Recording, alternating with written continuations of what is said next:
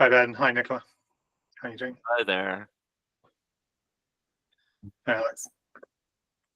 Hello. I'll just get the agenda pasted into the chat.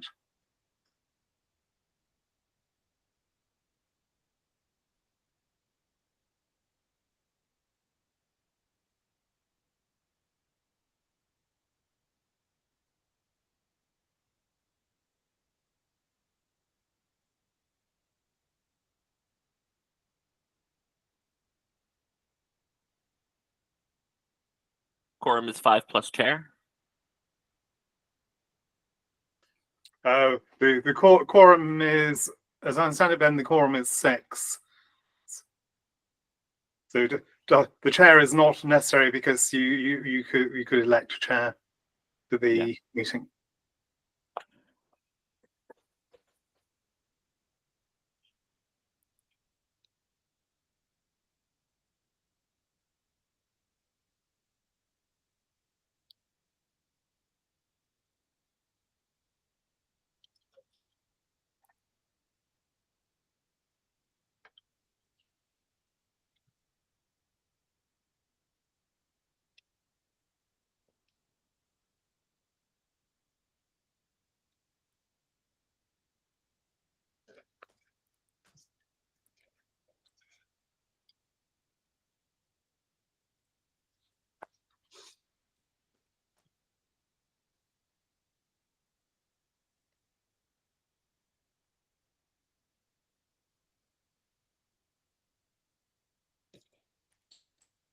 Hello, Duncan. Hi, Fix.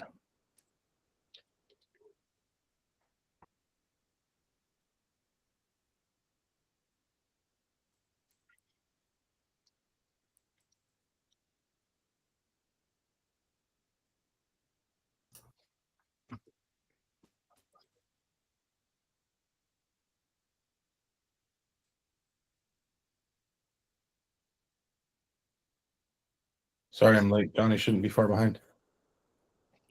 There he is. No problem. Hi, John. Hello, apologies. I was in another thing. You got quorum whenever you're ready, Kevin. Yeah, just typing the proposed agenda into the chat.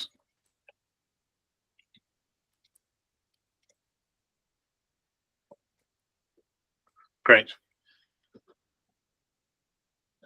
I'll pin that in case anyone needs to read it later.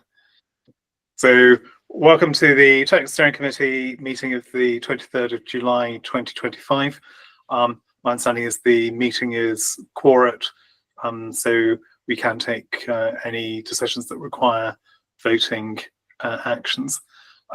Alex, you're joining us as guest. I've pasted the proposed agenda there. Were there specific items that you would like to raise? Are there any other items that we need to consider? No, thank you. I will just check in and see what you're talking about.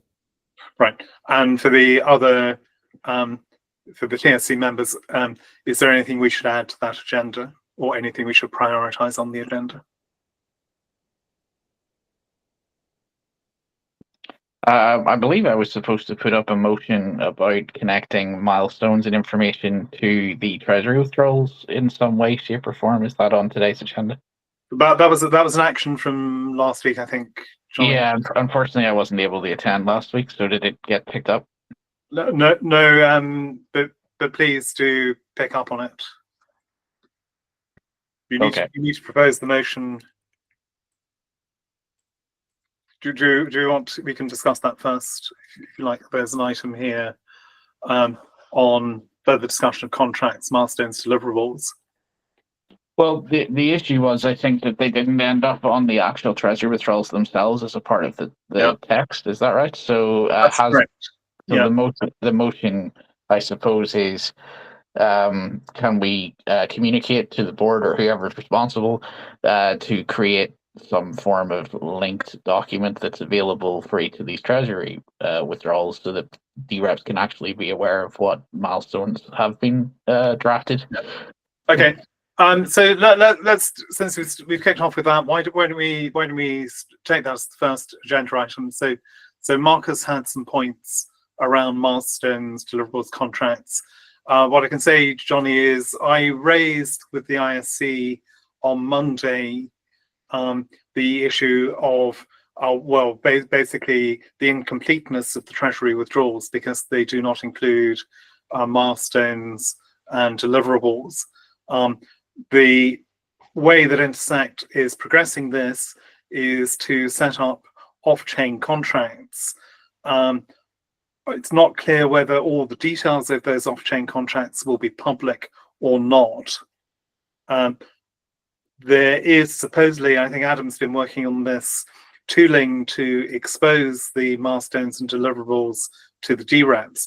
But certainly there is an issue that the DREPs don't really know what it is they're voting on. All they're really doing is giving a signal to Intersect to say, please sign off on these. Well, we give approval for funding for these general items, but the work that's to be carried out, so actually what is being done under those headings is often extremely vague from the proposals that have been put forward on chain. And in particular, there are items which are $1 million or more worth of work, which seem to be essentially single line items with no detail at all.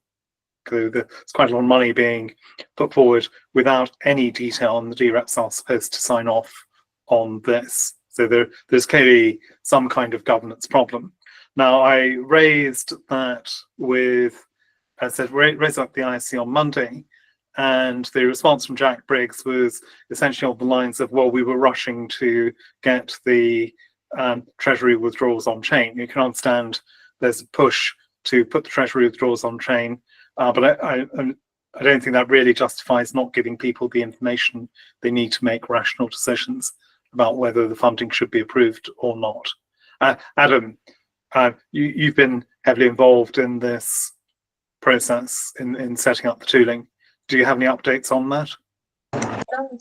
No. So whoever was telling you that was lying. It's Okay. Zerberus is the one that's been working on the dashboard for monitoring the smart contracts. I've seen a preview of it, but yeah, I am not connected. Lorenzo might be able to provide a little bit more update. I'm not sure. I sent a link to so that's the blog post from a few days ago with details about these platforms. And yeah, 100% Zerberus is making basically like the dashboard that does display all the milestones. It's almost like as I see it, and Adam, you've seen a demo as well, it's like a better updated version of the milestone module that Catalyst uses. So you see all the milestones and you can check like payments and details, etc., etc. Yeah, so there's a link here in the chat for that blog. It is very good to know that there is an ongoing initiative and tool to show these things. Has it been filled in much already with existing Treasury withdrawals? Are there any available examples to see right now? Can you ask again? Sorry. Are there any? So the motion is to make sure that there is a link to the milestones that have been set up, or at least proposed for the contracts, linking to the Treasury withdrawals themselves that are on chain right now for voting. Are any of those available through the Zerberus tooling right now? Well, the tooling is for, so there is no smart contract at the moment, right? So the tooling will not be able to read anything from that. It can't present a draft form pending approval. Then it can only do the final contract. Is that right? Yeah, I mean, as far as I said, the tooling reads from the smart contracts themselves. So as Kevin was saying, the wet contract, the legal contract, has been. Most of them it'll be converted into the milestones. Is there any availability of the written contracts as a resource for people to see right now during the voting process? That's a good question. We can. I think the contracts themselves have like some details which are private, like the personal information. So, but I think like the milestones. That's a good question, Kevin. To, we don't need to wait until Monday to ask that. That's a good question to send over to the ISC channel. and check if Thank that's you. available. Not all of them are ready, so but I think that's a fair question. Yeah, I mean, it does. The impression that's being given is of rushing here, Lorenzo. So you've got the Treasury withdrawals being pushed out before we even have milestones agreed. So we don't know what the milestones are. We don't know what the deliverables are. We don't know whether the projects are even technically feasible. We don't know whether the milestones are internally consistent. So there's a great deal of trust, or if you prefer, liability being placed, as we discussed last week, either on Intersect as a body to ensure that those are interpreted correctly, or more likely on the vendors who are the ones who are taking responsibility for the delivery here. So there does seem to be an issue here, as the TSC raised last week. And Adam. Yeah, I was going to say, as part of the link that Lorenzo shared, there is a metadata format that's supposed to accompany. So I think the intent right now is that all the funds would be withdrawn to a holding address by CDH, essentially. And then once milestones are written and made and these contracts get done, there will be like a metadata event that accompanies the movement of the funds into a project-specific smart contract. But again, that is past the time when the actual Treasury withdrawal occurs. So then it is very much a trust me, bro, that our administrator of Intersect is properly administering the contracts, essentially. But that is how I'm currently, my understanding of how the process flow is scheduled to work. But Lorenzo, if you have more details on that. No, for sure. That's kind of like this. Yeah. So once those are approved, they go into a Treasury reserve contract, as they were explaining on Monday as well, and that then gets like as the smart contracts milestones get delivered, and those get distributed, etc., etc. Now, the one thing I brought it in the chat, so that's maybe is the point to understand. So, are we asking the reps right now to vote on the budget? So, let's say, like, look, this is what was approved in the budget infraction, but it was like all together. So we're asking them to say, are you still happy that this is what you've like to get money for this proposal, or do we want them to vote on, do you think the project plan that this proposal has is good and you want still to support them? But I don't know, this is a fair question, so it's a genuine question. I don't know. Well, this is the point, Lorenzo, which money changes hands, right? Yeah, exactly. So we go from here, as Adam said, to a Treasury reserve contract. So again, the question is, what are we asking the reps to vote on? Right? Well, we're asking the reps to vote on the actual release of money from the Treasury into somewhere, even if it's a holding pattern until finalization. But we have committed funds to the previous proposers, and because the previous budget proposals were done as a bundle, we've separated them out into individuals in order to get a real assessment of what level of support they have. And we have to take into account that the original individual assessments of those budget proposals were done without the entire DREP delegation being a part of the vote. Now, yes, the bundle went over 50%, but this is a higher percentage now, 67%, to verify that the DREPs want the money to go to these individual projects, which is why it becomes more of an issue to make sure that each of those individual projects actually have set milestones and people know what they're giving the money over to be done for, rather than a more generalized statement of we'll do this and then not breaking down what that is. Yeah, and the work program has to be sensible, Johnny, right? So it's not just that their milestones exist. The milestones have to be sensible. Saying, oh, we had last week, but saying, for example, we will produce a report, that is not a good milestone because it's easily satisfied by one line of text. Okay, so the content of the milestones and the content of the deliverables is very important. The level of description is very important here. Anyway, sorry, I was just answering the general question. I apologize for skipping over Hans. So just to clarify the process here, just my understanding, am I right in thinking that the point now which the DREPs are voting on individual Treasury withdrawals into a script, that is really the last point at which the DREPs formally get to vote on these things, because after that the the script that is used for this, the DREPs get like input or advice, but it's not, they don't get any more control, right? So okay, well in that case, this is the moment at which the DREPs need to be informed, because this is the moment that they're voting. And how can they vote on something if they don't know what it is? So I agree with Kevin's initial point. I think the DREPs, and excuse me, and to address Lorenzo's question, like I think these things are kind of inseparable at this point. You're withdrawing money for a purpose and a project. These two have been lined up. We're not at a stage of like, we'll withdraw money for a purpose and then we'll run an RFP process. The RFP bit, or there was no RFP, that bit's already been done. There was already a vendor and it's already lined up. So this is the moment at which the DREPs vote, so they have to be informed. I agree with Kevin. Yeah.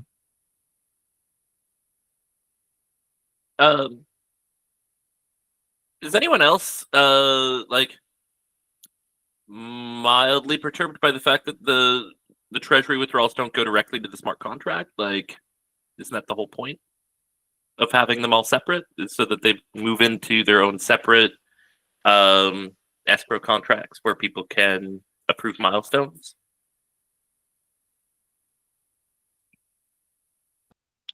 Just me? All right. This is No, the no, first I heard time. it. Is that not what happened? I thought that was what happened. Well, This is I the heard first I've that heard. it's going into a wallet that someone at Intersect has custody over. Did I mishear? No. It's not that Intersect has custody of that wallet, but there's a treasury smart contract and then individual project specific smart contracts once those milestones are lined up. So it is kind of like one big smart contract. If you Okay, read so it's the going into a big multi-sig, essentially. Yeah, if you read the metadata of the withdrawals, it says we're going to withdraw everything to the treasury management smart contract. Okay. And then from there, we will take those funds and move them into project-specific smart contracts. So I can only infer that, yes, one big multi-sig, quote-unquote, smart contract will manage the treasury, and then it'll get project-specific once those milestones and contracts are drafted up. And I is guess this that does being- make some sense, just on the basis that Intersect needs some point at which it peels off any administration fees as well. I imagine that's part of it. Okay.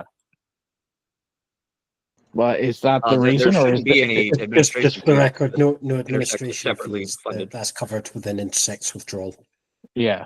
Don't Oh, get one. okay. Just get one. So- Okay, They, thanks. they scrapped the 5%. But the question is, was this an intermediary stage added specifically because the milestones were not yet ready? That's my question. Yeah, I would imagine so. Lorenzo, you're muted if you were talking to us, but No, sorry. I mean, sorry. I had to take off my headphones. I'm in the office, and there's people floating around. Sorry about that. Did someone ask me anything, or was just wondering? no, you're okay. We're just kind of talking about the mechanics of it. You're good. Nicholas?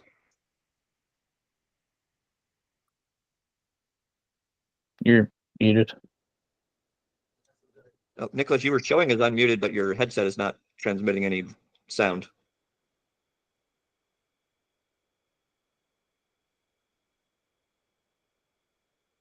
Is it better now? Now we It's can hear you. alive. For some reason, my mic doesn't work. Okay. Yeah, I think it's a very valid community concern. My question will be, actually, as the point today is about the remit, I wonder how much of it is within the TSC remit, to be honest.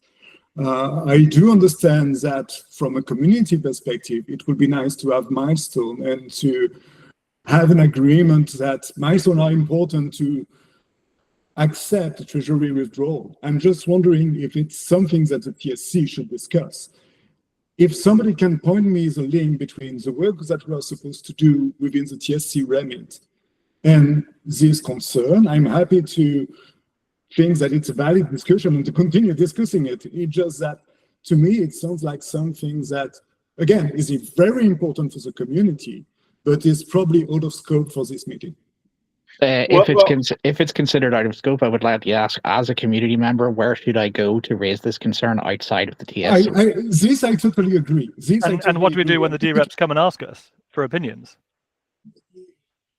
Yes, Nicholas. I think the point is surely that this is the milestones and deliverables drive the technical direction of the delivery of Cardano, and the technical direction and delivery of Cardano falls within the remit of the technical steering committee. This is Duncan's point. So if the remit doesn't say this is something that can be discussed and recommendations can be raised or concerns raised, then whose responsibility is it to do that? We may not have control over it.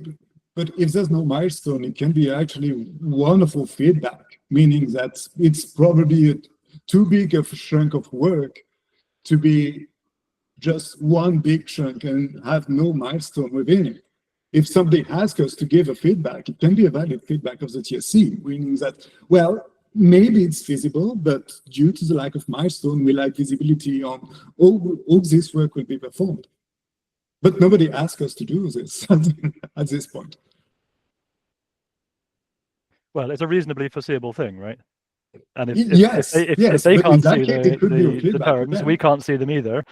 We are not, like you say, we're not in a position to give any advice if we can't even see what the detail is. Yeah, but and I mean, again, Nicholas, you may be right that we may not formally have, this may not be within our scope to make a decision on, but it should be within our scope to have an opinion on. But also, the motion was not.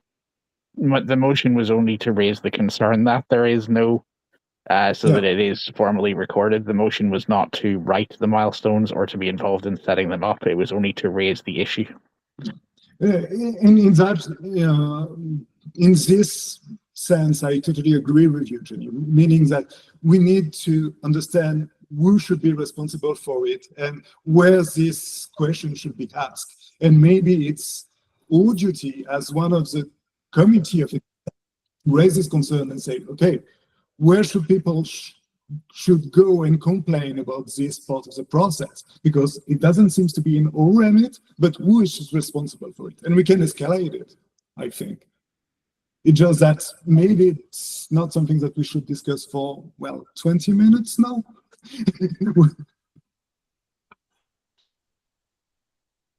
So Alan's put a possible motion forward. Sebastian. I don't want to drag on this too. And Lorenzo, you said these will be public, the milestones. I know I was asked for milestones while working for IO. I know that there is work being done there. Do you have any visibility when this is going to be? Is it within the time when where these government actions are still up for vote, or is it after? That I don't know. Perhaps Duncan, but I know that there is 39 proposals and some of them are multiple contracts. So I think it would be unfair perhaps to release some of them and not all of them. So I think it's a work in progress. Duncan, I don't know. Do you know more? I think it will come out as the time of the smart contracts be created. My understanding, only to confirm, is that they're going to be released when the contracts are confirmed, which are currently being discussed between procurement, legal, and delivery assurance within Intersect. So okay, I mean, so going with the contract is one aspect you can see is making sense, but there is another one which says it could be more for advertising for the budget itself, right? So it could even before you write the contract about it, it would be within the interest of the proposers to actually reveal them earlier, right? For kind of strengthening the proposals in the end too. So you could also just have people comment or basically provide information ahead of time before contracts are settled. I mean, in the end, it will basically be for the benefit of the proposal, right? Not knowing is probably always worse than giving us some transparency. yeah, I think there's been a lot of discussions on whether that the milestone should be put on chain as part of the proposal. There was a fear that, especially when some of them are still being decided and agreed upon, nobody could delay the whole process. But then, Yeah, that ship has sailed, if they're right? yeah, no, yes. That then actually you lock in that what happens when something needs to change. Do you need to go through the whole process again? You can that what flexibility. So Duncan, this is an issue that has been addressed many times by funding bodies, right? And what you do is you publish the milestones and deliverables that you're proposing up front, so that those who are making the funding decisions are aware of them, and then you report back and you seek reapproval if there's need to do that. That's the way that this is resolved in typical funding processes. So this is not a new thing.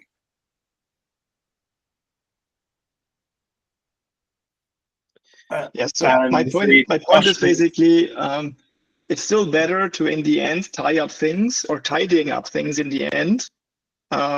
It should have been better if it wasn't been there before we put it on chain, of course, and everything hashed and aligned and available right at the time of publishing. But it's still better to kind of make things set or basically referenced correctly later on, but have the information that not have it, and then basically have people vote on a black hole, right? They could basically now, it's better to vote on something which is not guaranteed to be exactly the same later on. It can still kind of call that out, right? But that is still better than not having the information at all. Yeah, I mean, it's not going to happen, Duncan, but you can imagine someone coming along and saying, okay, this thing so now I've got the funding, I'm now going to write the milestones and deliverables in such a way that I can do something completely different from what was originally proposed. Yeah, and there's nothing in this process to stop that.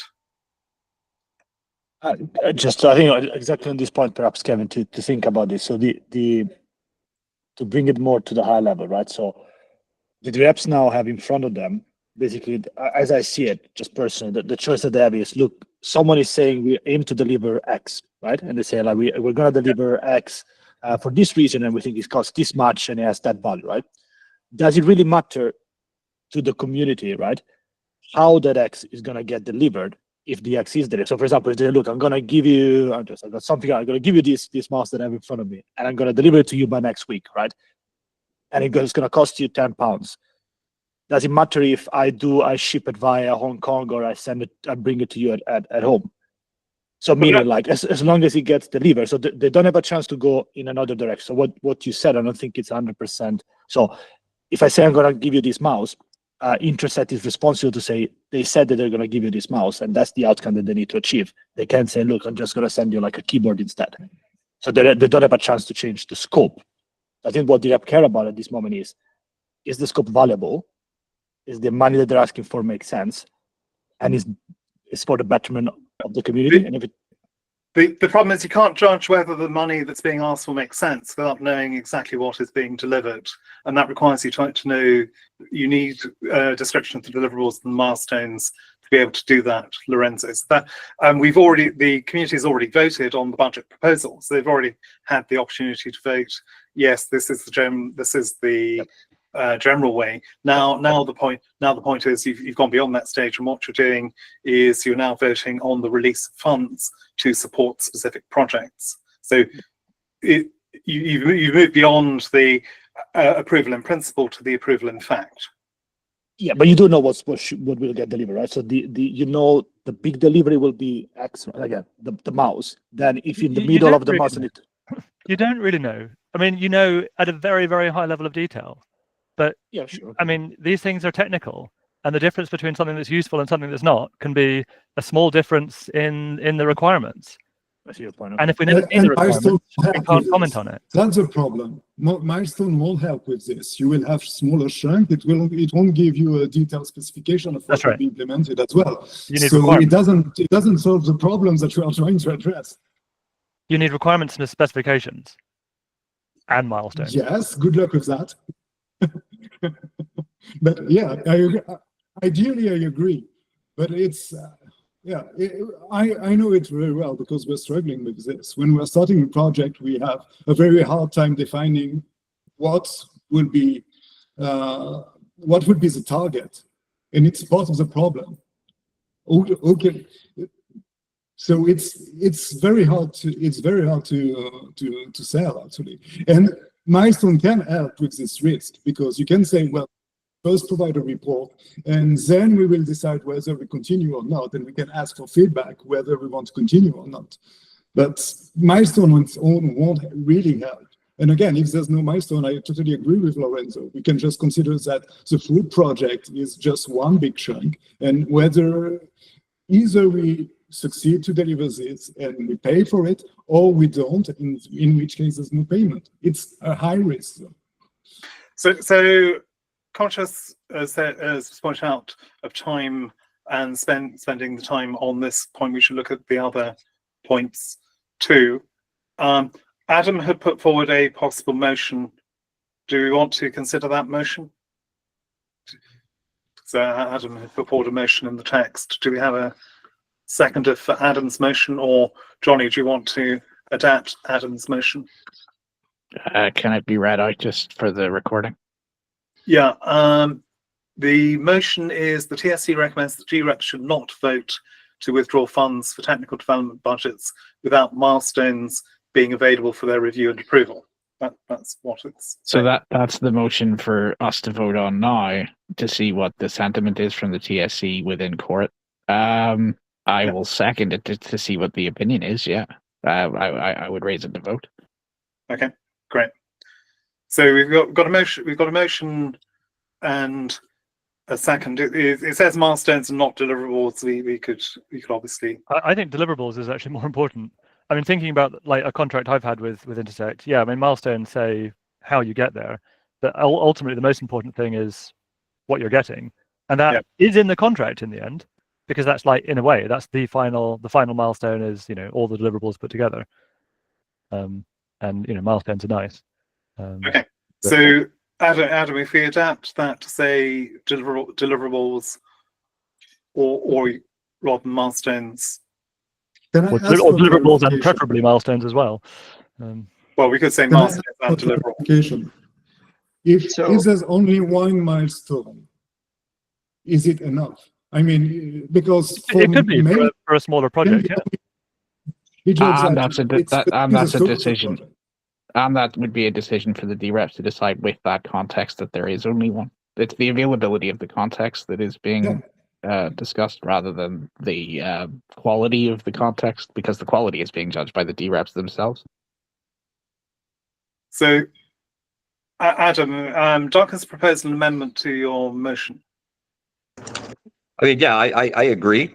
You know, like if what we're concerned about is receiving a loaf of bread and we don't really care what temperature the oven is at when it gets baked, then yeah, we should be focusing on the deliverables and not the individual steps in the process to go from flour to bread, right? We don't care about the in between. We care about the start and where we end up. Okay, so Johnny, you're happy to continue? Yeah, I'm happy with that. Basically, I'm interested in actual contract information, whatever form that takes. So yes, I'm happy with that amendment. Okay, so let's put that to vote. Sebastian, we'll come back to your point later if that's okay. So the motion is the TSC recommends that GREP should not vote to withdraw funds for technical development budgets without deliverables being available for their review and approval, as I understand it. Correct. I'll copy and paste that into the text. So all those in favour of that motion, please raise your hand.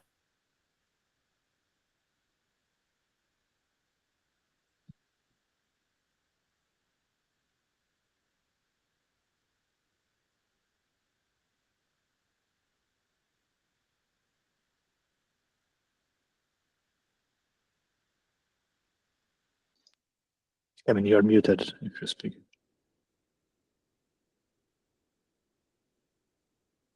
So I was just taking a screenshot of that. So 2, 3, 5 in favor. It was 6. Did someone lower their hand on purpose, or? I did. I thought I grabbed a screenshot of it. There it was. The Okay, vote was wait. 6. So 6 was the number at the time of screenshotting. Sorry, people dropping hands. So we have 6 in favor. Yeah. Lower your hands, please. Those against the motion, those voting no. So I'm not That seeing is- any. I'm not that seeing is- any hands. So 0 Yeah, votes. I'm abstaining if this is an option because Yeah, I would have I'll- voted to recommend. Abstain is fine. Yeah. Yeah. So no votes against, and those abstaining, please raise your hands. So I'm seeing 1 hand raised, 2 hands raised. We'll take. Again, sorry. Keep your hand raised, please, whilst I haven't managed to take the screenshot.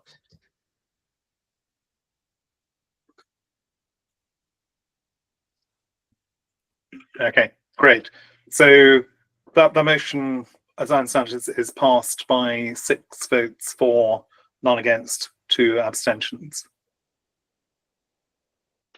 So we'll progress that as appropriate. We can progress that out of band. Sebastian. Yeah, I had my hand raised before because I don't have something particular against having deliverables detail for this budget proposal. I think this would be good to have. It's more about to recommend voting against or not voting on is something I don't see. Everyone should decide by themselves, and I want them to have the most information possible to do that decision, right? So that's why I would have said it's not exactly like what I would carry, I guess. So whatever it is, what we can provide soon, the sooner the better, the more the better. And I know there is information about, like, for example, what IO wants to do, right? There is detailing on all of the items that was in the original proposal. And I think it's very much true for all other budget proposals too, especially the bigger ones, which are often like many, many items. It's just that this information seems not to be moved out before contracts were not signed. And this is a bit kind of, I'm not sure if this is needed, because maybe it would be like, we could give a bit more opportunity to share more information, because I know there is more. So I absolutely agree, Sebastian. So I raised these issues in the ISC on Monday. Jack Briggs offered to speak with me, and I said I would open it up to TSC members. So happy to set up a session with Jack to discuss this and also to try to learn lessons from one of the things the ISC is concerned about are lessons that have been learnt from the current process, because what will happen is another budget round will happen incredibly quickly now. It will need to happen for 2026. And we need to make sure that if things haven't worked at this time as they should, that they do work better next time. Lorenzo, should we move on to the next point on the agenda? I just a thought, if it could be useful, because if the goal of TSC is to help DREPs make a better decision, so you recommend them not to vote in something that doesn't have the information, but of course not all the proposals are able at this moment to put them out. Would it be useful from TSC to, following what you guys have decided now, to basically act as, so you are the experts and you are particularly worried about certain proposals? I assume there are some proposals which are higher value, more technical, more related to the core of Cardano. Would it be helpful if TSC asks the question that you think are missing, for example, like how are you going to deliver that, or what's the technical specification behind that, so that not only you are hinting to the fact that these questions are important, but that you might also get the answer for the DREPs? We can certainly do that, Lorenzo. What I would say is if someone proposing a project doesn't have an idea about what they're going to deliver, that by itself is an indication they shouldn't be funded for the project. Right. Yeah, that's a good point. So maybe we should ask that, right? So we should like, can everyone working on these proposals provide X, Y, and Z, so that it helps the DREPs make a decision. And then TSC in this case has an helpful role to the DREPs probably. We can work on that in the background and formulate this, for example, via a tweet or via some document.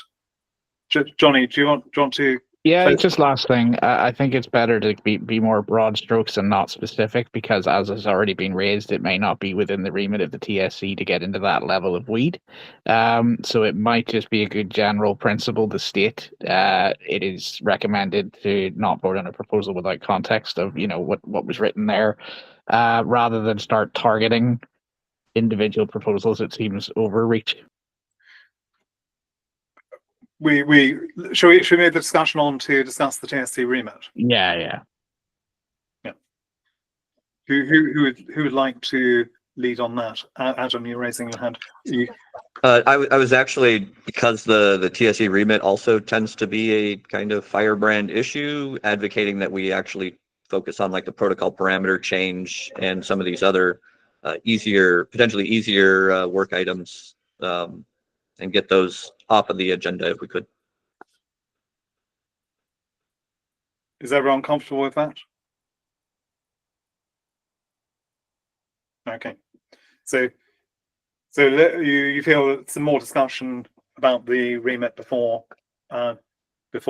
opening it up here is the right thing to do?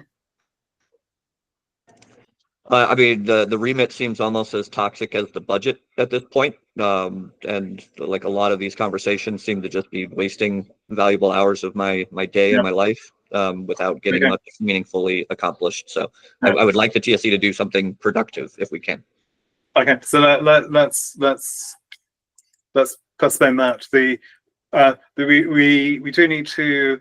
So Intersect is keen to have the remit agreed prior to the elections taking place. So we need to provide candidates for the next elections with information about the purpose of an agreed purpose for the TSC, of course.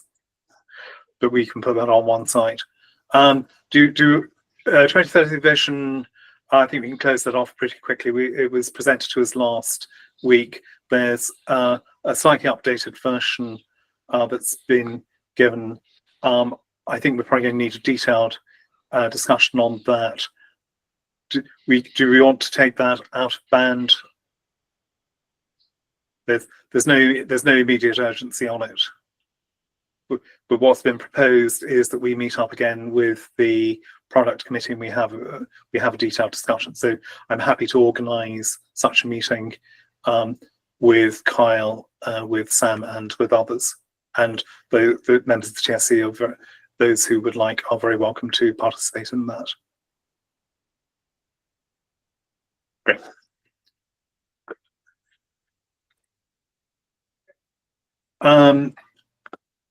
Yeah, so next item I had was the TSC evaluation criteria.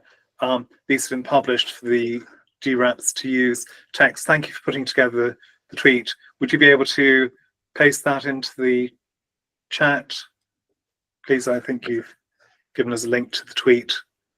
So for the purpose of those watching the recording, the TSC has reviewed the set of evaluation criteria that are produced in April. It has updated those slightly. They are obviously very detailed criteria. These are criteria that we would use professionally when evaluating a project, but they give an indication to DREPs about the concerns that should be addressed when considering whether to fund a project.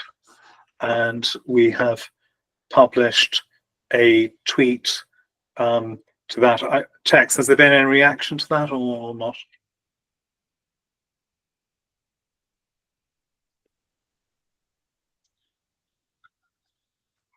Not hearing anything. Doesn't seem to be any replies. I'm looking at the thread itself. Okay, great. 624 views, 13 likes, 4 reposts, and a quote. The quote is me, just highlighting it and saying to people, we're not going to do evaluations ourselves, which is the last point in the thread there, as you can see on screen. But I was just making that more explicit in my quote tweet that to say that this is optional guidance document for DREPs who want to potentially use it in their own decision-making process. So making it very clear we're not going outside of any remit, just giving general guidance. It's not really a thread. Well, okay. It's only Okay. a slight notice. Okay, so we can follow up on that, and obviously individual TSC members are encouraged to participate in any discussion that might arise, and we can also perhaps follow it up in other ways. One of the ways we'll discuss in a second are the intersect updates. So going back to the agenda, police suspects execution unit. Sorry, Good, Sebastian. there is another tweet which we wanted to publish on the protocol parameter update. Yep. We could also share. I didn't find it back. I asked in the Slack channel. Maybe we can quickly post it here, and that's everything about my comment here. Sure. So that was what I was about to move the agenda onto. So that's very well prompted. Very well identified. So I haven't yet posted the tweet about that. Sebastian felt it was important to get the guidance out there since timely guidance for the DREPs is important. I was about to work with Tex on the text of the tweet about the parameter update. So I can paste the text that I have. Meanwhile, Johnny, sorry, do you want to say anything? Just to double check, did we already have a Cardano forum post go up, or is that still pending? Yeah. The Cardano forum post has gone up. I issued the Cardano forum post. So the first notification of this intent to change was back then, but I would propose that this tweet include a link to that forum post for further context, which it probably will by default. Absolutely, Johnny. Absolutely. So let me just. I was going to keep it very simple. And this is basically for information. And then this is the URL. It may need to be edited for to fit within Twitter limits. Text. Yeah, might I request? I'm gonna put something here right now in the channel. Might I request that we do a post like this, where it says X post request with the topic, and then we actually draft it in the thread. That way I know exactly what it is that you all are asking me to post, and there's also reactions, and so that tells me or signifies yes, there's approval or disapproval of that from the other committee members. Okay, when you say thread, you're talking here about the thread in Slack. Yes, it seems to be the preferred communication platform. So just simply throw it out there, X post request, here's the topic, and then the actual content of that post would be threaded beneath that message. I'm allowed to annoy people and say Twitter request instead. I mean, if that makes you feel better, it doesn't bother me really. Adam. Yeah, I just wanted to clarify. This was the protocol parameter update that the Constitution says has to be socialized for 90 days before we're actually allowed to change it. And Correct. so we're 16 days in if we started the clock at the time that the forum post went up. That's right. So the forum post is the date at which the public has been informed. But what we don't want to do is to post something.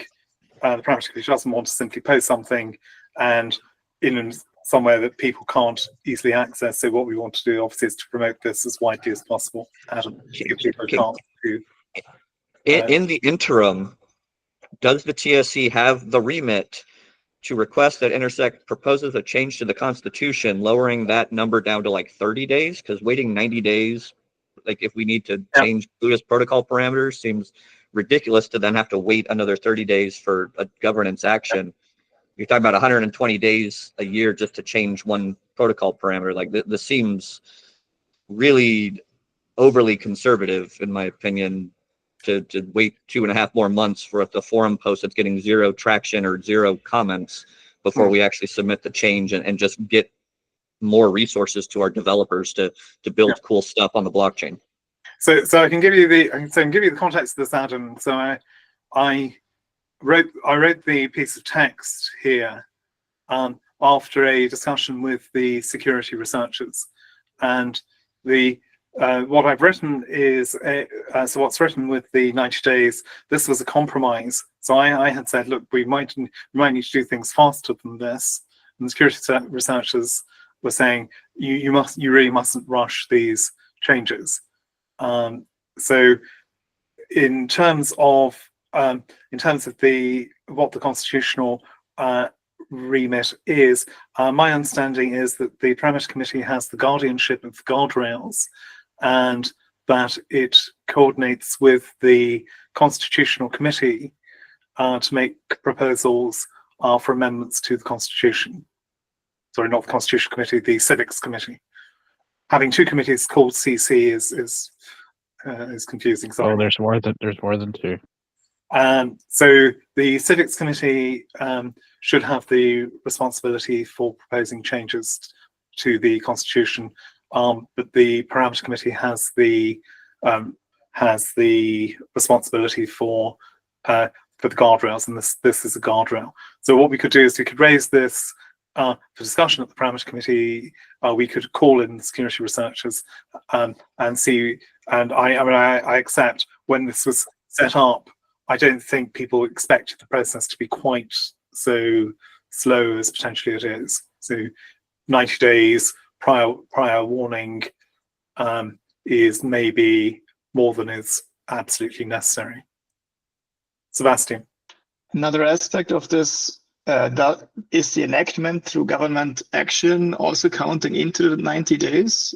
No. One could think of this because it would kind of make sense, right?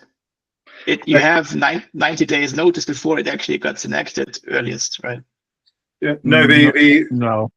the 90 days is before submission on chain of the. Why is the governance action then not 90 days long? Why is there an off-chain announcement which can't be enforced to be 90 days and not probably the change gov action 90 days? I mean, if we care about 90 days, for example, just as a number. Yeah, the rationale for the security researchers was to give sufficient time for a proposal to be properly debated by the community, and the time window for enactment, on-chain enactment proposal, in principle, it could be 5 days or possibly less, Sebastian, right? So all I'm asking is, why is this an off-chain agreement and not an on-chain agreement? I mean, just because the protocol change government's actions has a 90-day, assume it has a 90-day time frame, right? Doesn't mean it needs to be rectified after like 5 days. The discussion can happen up to 90 days. If the discussion doesn't happen, it will also not happen off-chain, right? As it is in this case, for example. The announcement didn't spawn any new conversations or discussions so far. So I think, Sebastian, it's because these things were decided at very different times. The on-chain rules were decided long ago during, SIP, whatever, 14. Yeah, no process. blame really, just an observation, right? We have the tool of basically making this reflected on-chain maybe, so it could make sense to kind of make a thing on the actual government's action. But there may actually be and good then reason the time frame is another discussion. To sort of have the informal or the flexible rule be one thing and the inflexible rule be another thing, which is that sometimes you might need to be able to move rather quickly. And if you bind your hands and say we will never be able to do something that might even be security related within less than 90 days, then you're creating problems for yourself.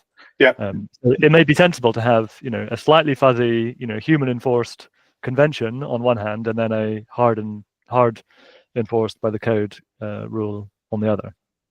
So the guardrail actually I softened to say should Duncan, precisely to deal with situations where you needed to quickly make a change. So rather than saying must, there's a 90-day period which must be enforced. The guardrail says should be enforced. The parameter committee said, well, what we shouldn't try to do is to break that unless it's essential. Johnny. Just to give a potential reason for why it's set up the way it is, it is less cognitive overhead for a constitutional committee member or a constitutional committee to check that a 90-day notification window has been met during the 30-day period than it would be for the constitutional committee members to all hold off on making a vote until a 90-day period had passed, because there's no guarantee that they would all do that. So putting it off chain to begin with as a notification period allows them to just tick a box during their assessment rather than have to hold something for a 90-day period before voting.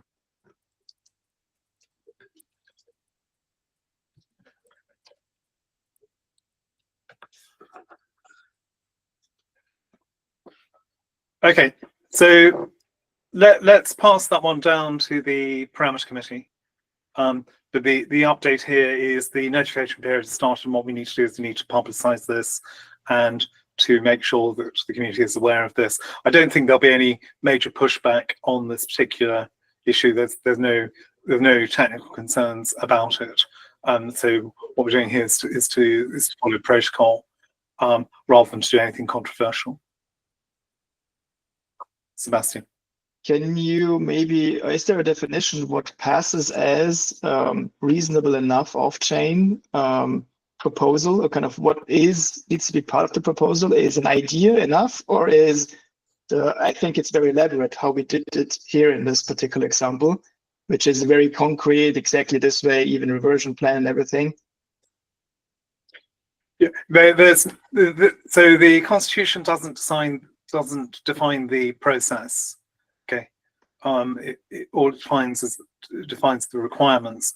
The process needs to be agreed socially by the community. So of course, we're feeling the way here, Sebastian. Yeah. What I've tried to do is to be pretty thorough in terms of the proposal. Yeah, and I've been thorough partly because the parameter committee had a concrete proposal and then realised, yes, we've got to meet this guardrail. So we actually had the proposal written and could therefore easily lift it. But we obviously, it's up to the community to decide what an acceptable level of communication is. But I think having what is essentially a draft governance action available, I think gives a pretty strong indication of what the final action should be. Yeah, it's basically setting a bit of a standard here right now, right? For this conventional way of doing things, which cannot really be enforced, right? Because if you really take it by the maybe letter, then the first idea mentioning of, hey, we could increase this budget to exactly this would have been qualified as saying, oh yeah, it has been in circulation and discussed ever since, which is a very long time, right?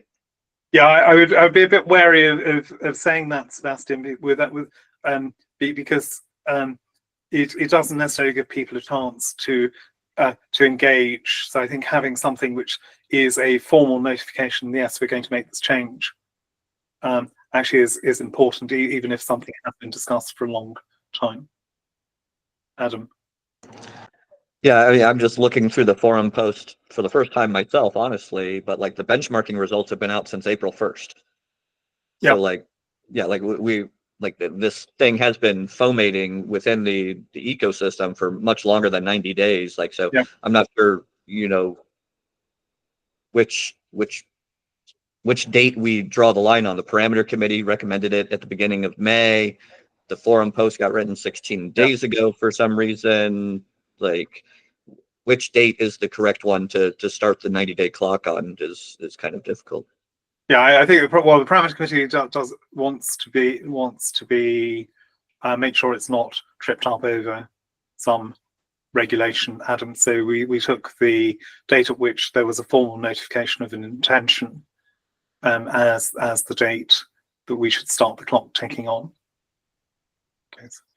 And maybe on don't- the other hand, right, if it would be going out now and posting the parameter update, probably that nobody could basically say it's not not been meeting this, right? So it's kind of this, there wouldn't be a backlash, but we can still kind of wait the time to set a good standard still. Yeah, Well, But you yeah, never so know the- with the constitutional committee what each council member is going to vote.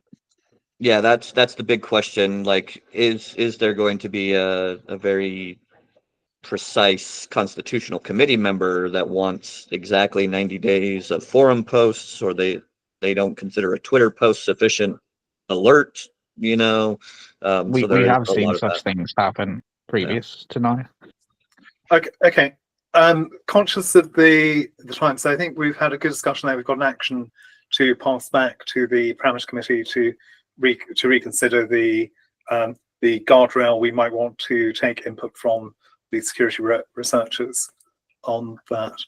I think the final item I had was In the meantime, we're going to do an async request to text to actually post a Twitter post, so that way, again, nobody can accuse us of not having sufficiently socialized this, so that we can progress the motion or the action as quickly as possible. Exactly. So we'll socialize it in as many ways as we can think of, and TSC support in promoting that would be very much appreciated. Next item was, so Lorenzo has just dropped. So I'd passed on to the TSC members that Intersect is creating a new Intersect update mechanism. So basically a blog post. What they're asking for are for inputs from various committees on that. This is a new thing. So it's an online thing, updates to members, basically part of the communication process. So what I would probably suggest is we synthesize a short form of the minutes and pass those on, or we extract important actions and we pass those on via the update mechanism.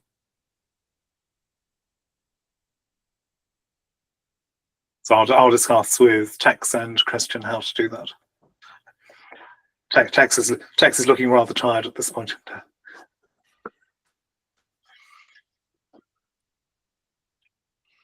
Okay, and final thing I had on the agenda is basically an update from the Security Council, which met earlier today.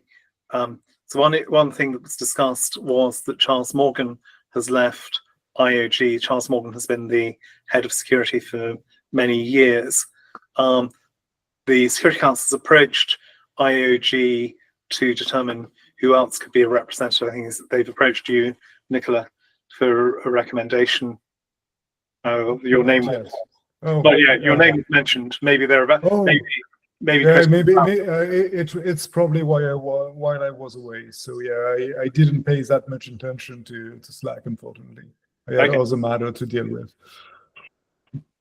Yeah, so obviously it's important to have some representation from IOG on the Security Council. We have a suggestion for you, but we're waiting for you to make a recommendation to us. So I think it's been popped. So the ball is probably in your court. Please link up with Christian to discuss that. And obviously it's something of a loss to the ecosystem because Charles Morgan had a great background in security. He's kept things on track over many years and set up the secure ecosystem, which is Cardano. So he's been instrumental in keeping us safe and secure and promoting security concerns over other concerns. So we need someone who will obviously do that, continue to do that.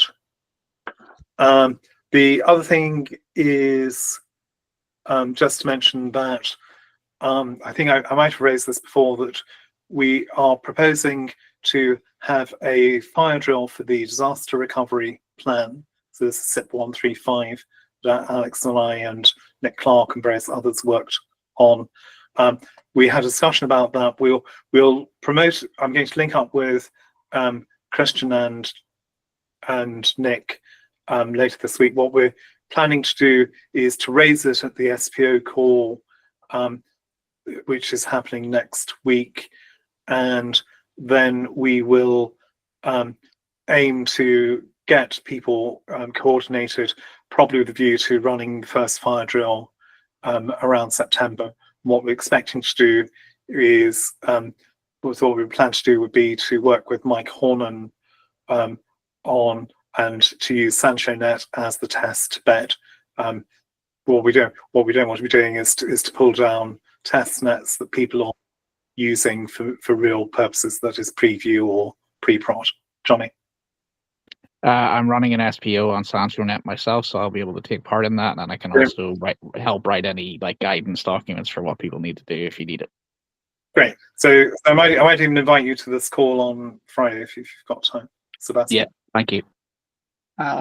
Probably a good idea to do the first fire drill on a least impacted public network, but maybe the next one could be on preview to see how people react on to this. You need to get enough coordination of SPOs, eh? Yeah. So the advantage of one of the advantages of SanchoNet is the test data is controlled. Okay, so the test data is centralized. I'm not sure that's the case on preview anymore. So maybe we could do that, Sebastian. Yes, I'm not familiar with the plan, right? So I can't really comment on this, but I mean, it sounds like an emergency recovery plan. Yeah. Which you ought to be able to do also without holding all the ADA, right? So it should be doable in a decentralized manner, and basically you should never need to do it on mainnet, but probably after SanchoNet comes preview. Yes. So the disaster recovery plan, it requires enough trusted ADA to activate. So there's discussion in the SIP about exactly what that percentage involves.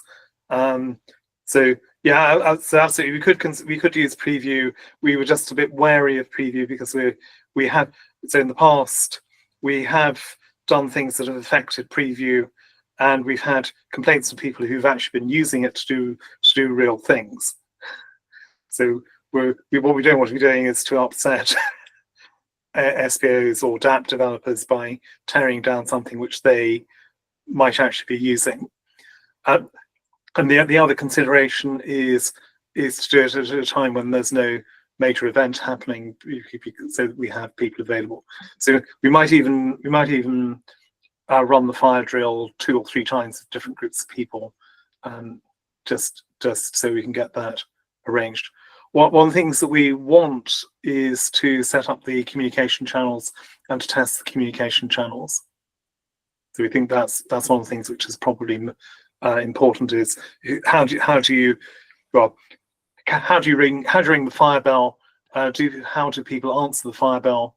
Having answered the fire bell, how do they then exchange information, and how do you then coordinate activities to so that the group can collectively bring things up, and also as an observer of this process, how do you gain trust that it's been executed correctly? Because this is going to be one of the major issues in any situation like this.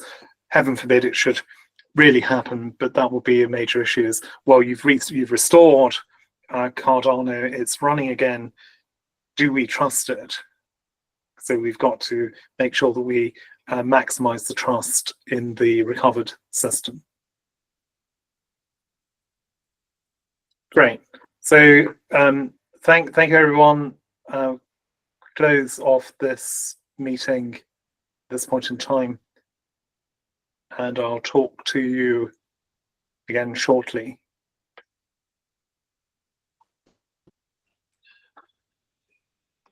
Thanks. Thanks. Okay.